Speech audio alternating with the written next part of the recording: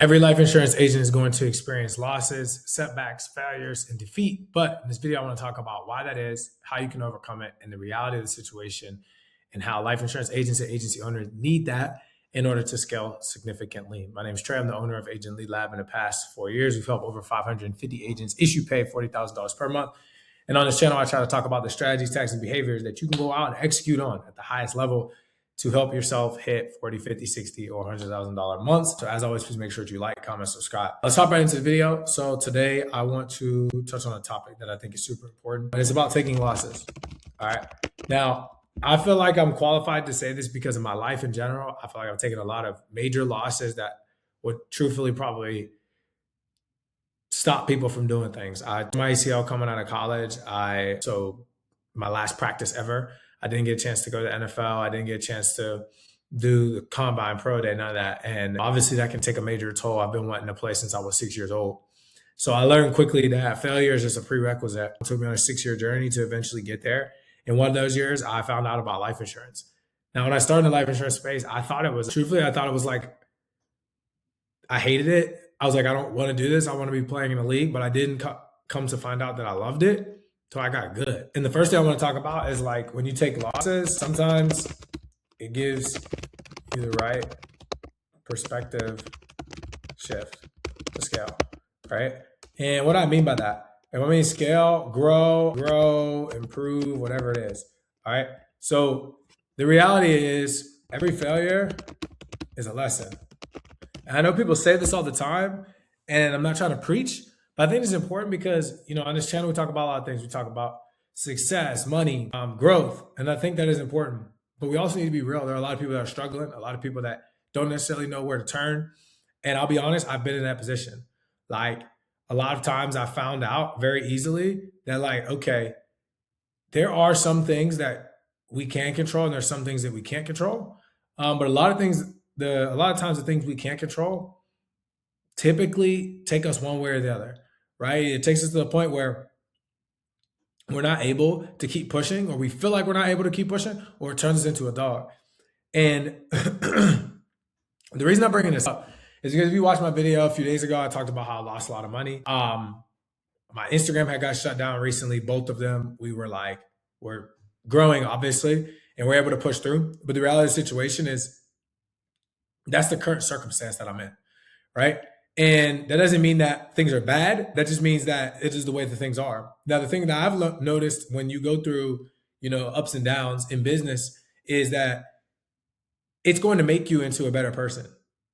Like me losing my Instagram and now trying to get it back, my business page being shut down, for nothing more than just they didn't even give me a reason, kind of irritates me, but it's the same reason why you're really trying to do right by clients. You think you're putting them in the best position, you get chargebacks. You try to help agents out, you're trying to grow, and then they write bad debt or write bad business and roll you debt. Inherently, you had the right intention, but that doesn't always mean that the opportunity is going to come in the way that you want it to. So what I've realized is that okay, every single thing that I go through, it's meant to teach me something. So what can I take away from that? Now, the second part of this is KPIs. And I think this is important because when you take losses, you have to do what? See, every failure is a lesson. Most of those lessons come in the form of feedback and perspective. Okay. And let me talk about these two things really quickly because they do not get enough notoriety. All right. Feedback and perspective. Feedback is, here's all the data about what happened in the situation that I'm in, period, okay? Perspective is, this is the perspective that I've now gained from the feedback. Now, let's start with feedback. I was about to have a meeting with one of our clients, and they weren't having a great time with the leads. Now, I'm not one person to lie or sugarcoat. So I was like, look, I know you've been crushing it, and now you're not really crushing it as much, and unfortunately, it's the leads always get the bad rap because it's of course it's not the agent because they're not doing anything wrong. So I'm always all right, let's go look at the numbers. And we went and broke down the numbers. And as I was going through it, I'm here's the reality situation. You're buying too many leads. What do you mean? I'm you're buying so many leads that you're not working them. When you were first working with us, you bought 30 packs, 25 packs, then you bought a 40 pack, but you were buying them methodically and you were working the whole pack. Now you're just buying every week. You're stacking leads. You're not closing all of them. You're trying to get through them quickly. You're also working, like you're doing too much. So you're not able to actually squeeze the most out of every lead. In reality, if you bought like 40 or 50 leads and actually worked them really well, then order another. It worked them really well, you'd have the biggest ROI.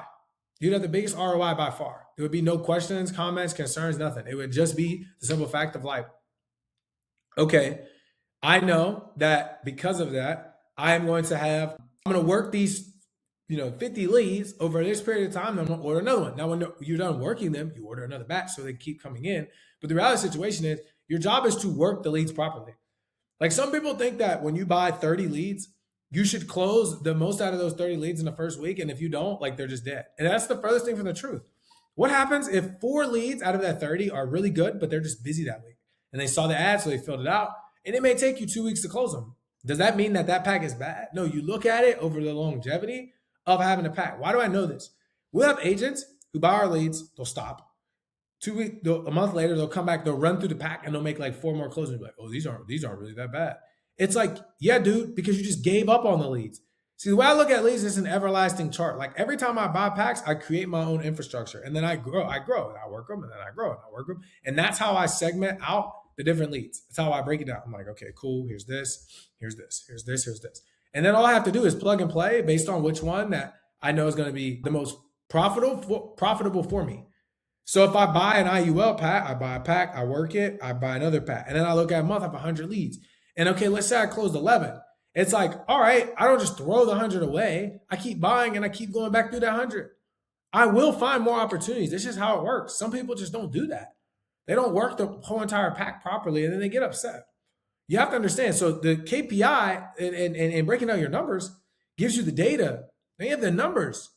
Numbers don't lie. It's like, dude, you talked to this many people you didn't close. There's a lot of people you just haven't spoken to. If you go back through that list, I guarantee you'll make some sales.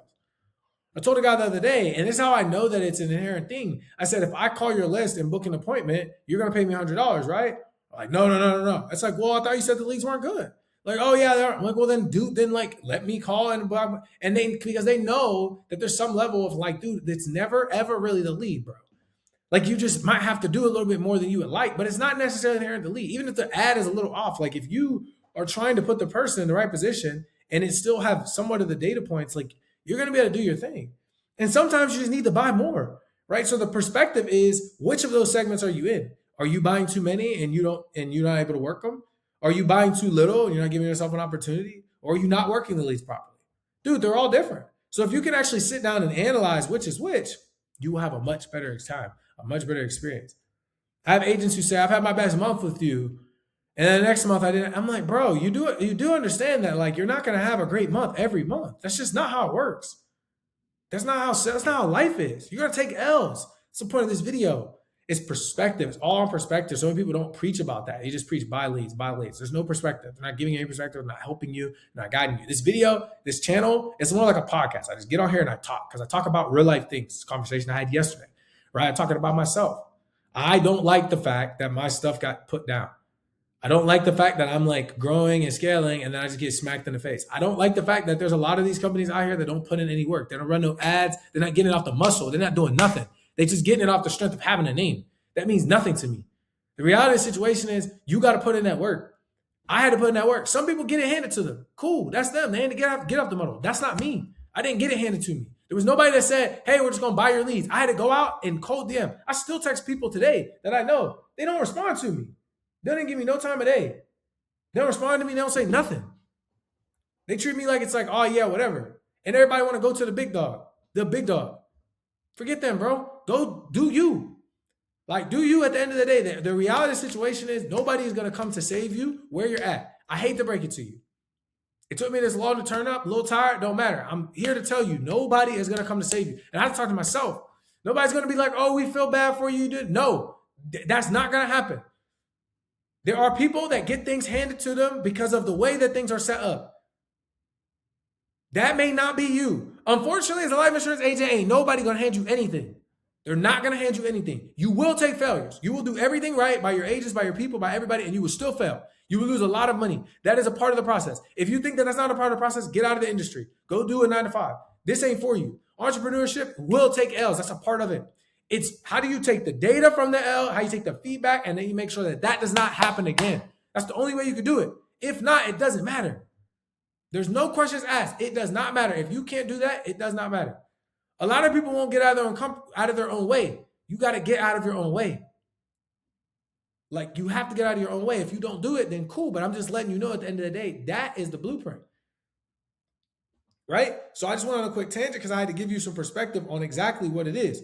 All right. Next thing, when you take losses, it's going to reveal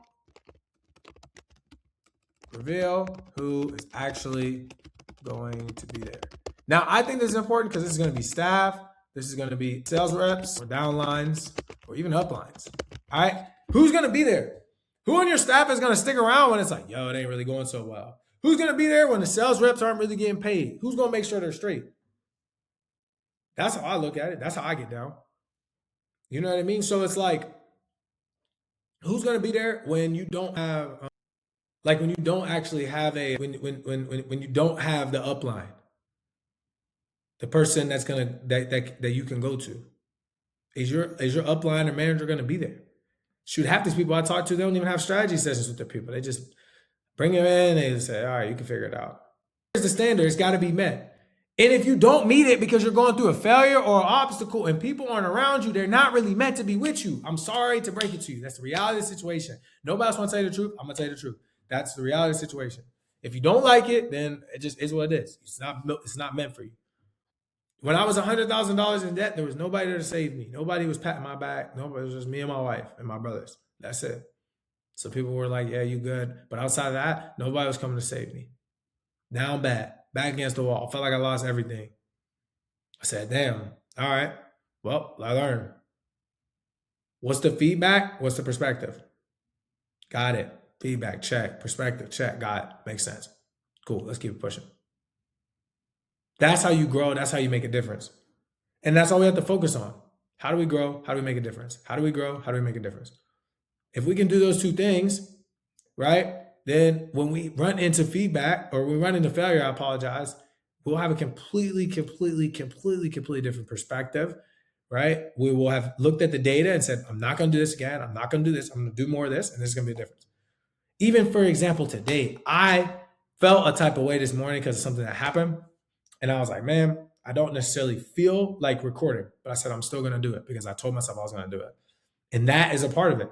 Just because you're like, man, bro, damn, doesn't mean you don't do it. You just got to keep pushing. That's how part of the process. You have to keep pushing, right? So I want to get on here and get y'all the real. I don't want to get on here every time and tell you guys, oh, this, that, and the third. I want to get on here and let you know exactly what's going on. Sometimes these videos are 30, 40, 50 minutes.